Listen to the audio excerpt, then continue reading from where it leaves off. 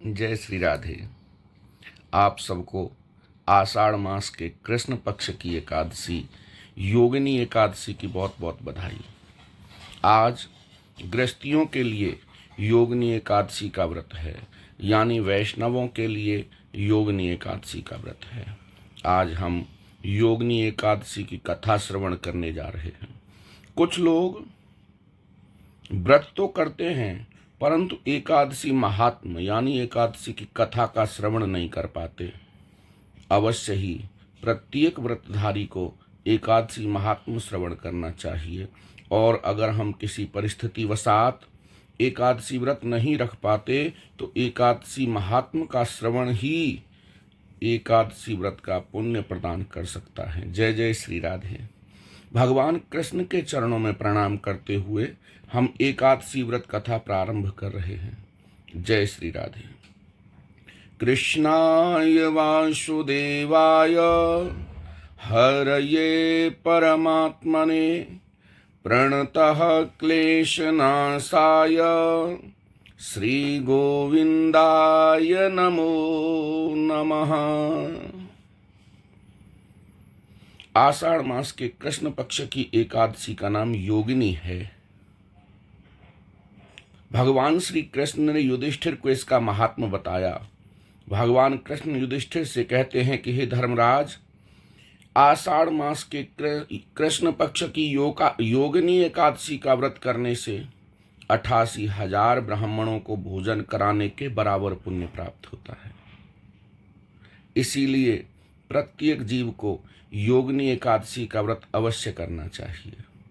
इसकी पौराणिक कथा इस प्रकार है कि काशी नामक नगर में कुबेर नाम के महान राजा राज्य किया करते थे, और वह शिव जी के बड़े ही अनन्य भक्त थे। उनकी पूजा के नित्य प्रति हेममाली, हेम नाम का माली पुष्प लाया करता था।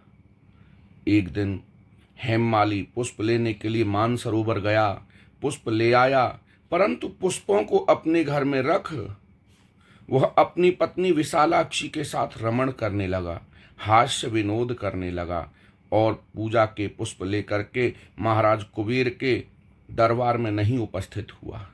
महाराज इंतजार करते रहे। इंतजार करते करते दोपहर का समय आ गया। कुबेर महाराज ने अपने यक्षों से, अपने दूतों से कहा कि हे दूतों, पता करके आओ किस कारण हेममाली आज पुष्प लेकर के नहीं आया।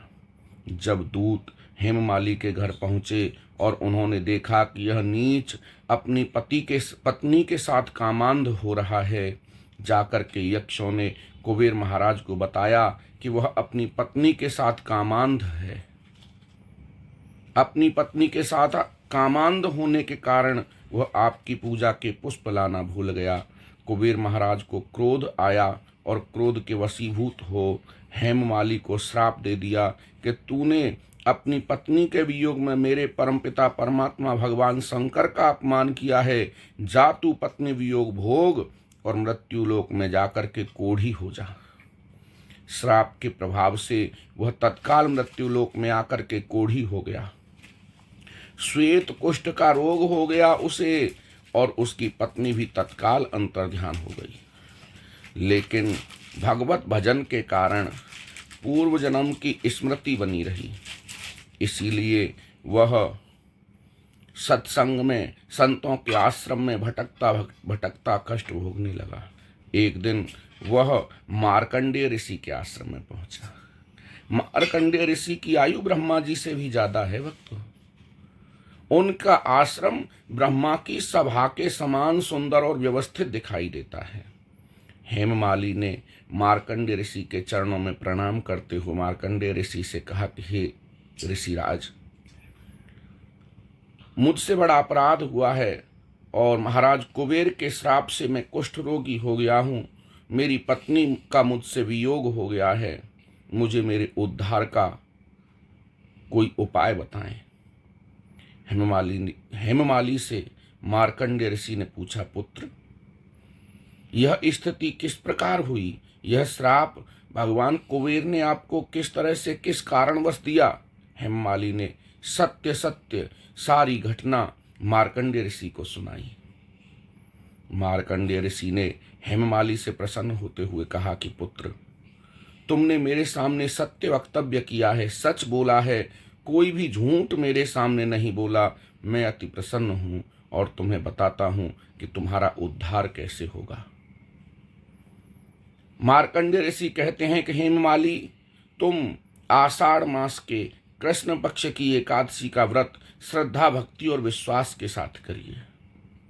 और तुम ही नहीं, संसार का कोई भी व्यक्ति आषाढ़ मास के कृष्ण पक्ष की एकादशी का व्रत श्रद्धा, भक्ति और विश्वास के साथ करेगा, उसे पृथ्वी पर संपूर्ण सुख भोग, अंत में मुक्ति प्राप्त होगी। बोलिए एकादशी महारानी की जय। मार्कंडेय ऋषि की बात सुनकर के हेममाली ने श्रद्धा, भक्ति और विश्वास के साथ आषाढ़ मास के कृष्ण पक्ष की योगिनी एकादशी का व्रत किया।